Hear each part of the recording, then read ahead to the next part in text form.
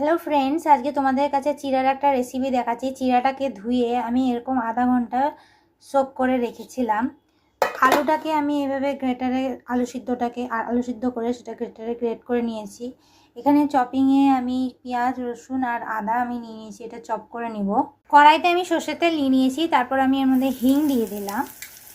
হিংটা দেওয়ার পর এখানে সাদা জিরা আর কালো জিরা দুটোই দিয়ে দিলাম। তারপর এখানে যে আমি পেঁয়াজ, রসুন, আদাটা কুচিয়ে রেখেছিলাম সেটা আমি দিয়ে দিলাম তেলের মধ্যে। স্বাদ মতো লবণ দিয়ে দিলাম। পেঁয়াজটা ভাজা হয়ে গেলে এর মধ্যে আমি হলুদ, লঙ্কার গুঁড়ো, ধনের গুঁড়ো, জিরা গুঁড়ো নিয়ে নিয়েছি। এই মশলাগুলো আমি এর মধ্যে দিয়ে একটু ভাজা ভাজা করে নিলাম। এরপরে আলু সিদ্ধটা দিয়ে দিলাম। আলুটা যখন অনেকটাই হয়ে আসবে তখন আমরা এর মধ্যে একটু বিট লবণ দিয়ে দিলাম আর একটু চাট মশলা। লাস্টে আমরা এর মধ্যে ধনেপাতা কুচি দিয়ে ছড়িয়ে দিলাম। এটা দিয়েও একটু ভালো করে আলুটাকে মিক্স করে নিচ্ছি আর একটু লেবুর রস। দেখো আমাদের আলুর স্টাফিং রেডি হয়ে গেছে, এটাকে একটু ঠান্ডা করে নেব। এবার চিড়াটা যে ভিজিয়ে রেখেছিলাম এর মধ্যে একটু লবণ দিলাম। লবণটা বুঝে দিবে কারণ স্টাফিংয়ে লবণ আছে। বাইন্ডিংয়ের জন্য আমরা এর মধ্যে একটু বেসন দিয়ে দিলাম। সব কিছু একসঙ্গে ভালো করে চটকে একটা ডো মতন রেডি করে নিতে হবে।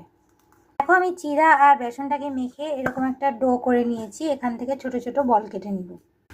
দেখো আমরা এইভাবে বল কেটে মাঝখানে গর্ত করে নিয়েছি, যেমন অন্য কিছুতে পুর ভরে আটার জিনিসে, সেরকমই আমরা এর মধ্যে আলুর পুর ভরে নিব।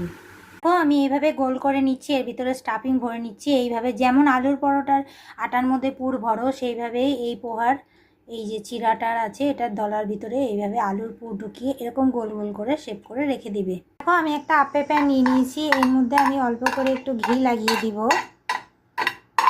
এর মধ্যে আমি এবার এই যে আমি পুরগুলো রেডি করেছিলাম চিড়ার মধ্যে, এইগুলো এর মধ্যে দিয়ে দিব। দিয়ে একটু করে ঘি আর একটু আমি লাগিয়ে দিচ্ছি।